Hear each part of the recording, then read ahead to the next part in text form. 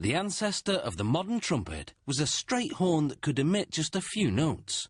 By the 15th century, they learned how to bend the horn, increasing the length of the instrument and the series of notes it produced.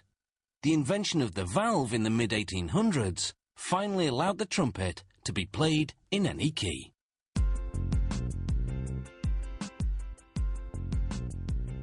A trumpet is made up of 1.5 meters of tubing. 3 valves allow air to flow through additional tubing to alter the trumpet's pitch. Trumpets are made from sheets of metal, most often brass. This factory combines different thicknesses in a single instrument to attain a particular sound. Workers first lay a template on a brass sheet and trace it out. They then cut along the score line with electric shears. This piece will become the trumpet's bell. A manually operated press forms a perfect fold down the middle. Then they notch the edges.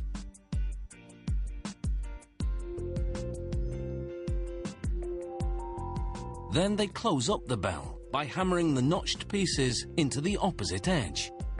They use a rawhide mallet because anything harder would damage the brass.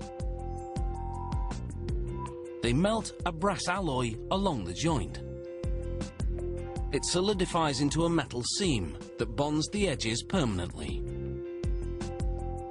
They slip the bell over a cone-shaped mandrel and hammer the brass until it too is cone-shaped.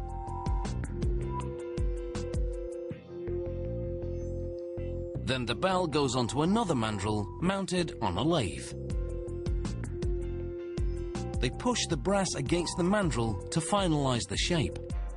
Then they file the metal smooth. Now for the bell's rim, called the bead. A brass rod with a notch at the end catches the edge of the bell and rolls it back into a rim. They use what's called a concave roller to round the rim's jagged edge. Then they slide a brass alloy wire into the rim pocket. This makes the bell stronger and adds weight to the edge of the flare to project sound better. They roll the rim over even more to enclose the wire.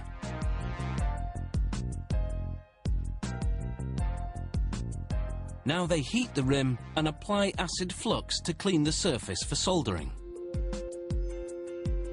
Lead or silver solder ensures the wire won't rattle when the bell vibrates. After wiping off the excess flux, they put the bell back on the lathe and scrape off the excess solder. Using an abrasive sponge, they smooth away any scratches left by the scraper. Then they remove any solder bits trapped in the rim. Now they'll fill the entire bell with a soap and water solution, then freeze it at -49 degrees Celsius. When the water has frozen, they place the bell in a bending block. The ice provides counter-pressure, preventing the brass from buckling inward.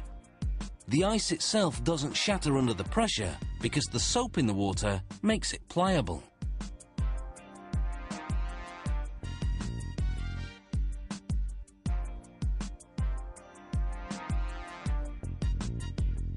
After checking the angle of the bend with a gauge, they let the bell defrost. In the mounting department, workers assemble smaller components made of brass and nickel, valve casings, the sliding tubes to which they connect, the slide for tuning the trumpet, and the pipe that holds the mouthpiece. Then they solder on the bell. They lubricate 3 pistons and install 1 in each valve casing.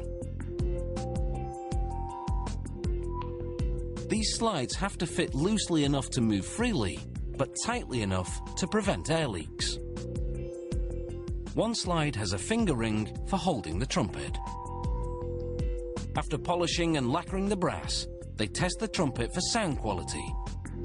This is one company that likes to blow its own horn.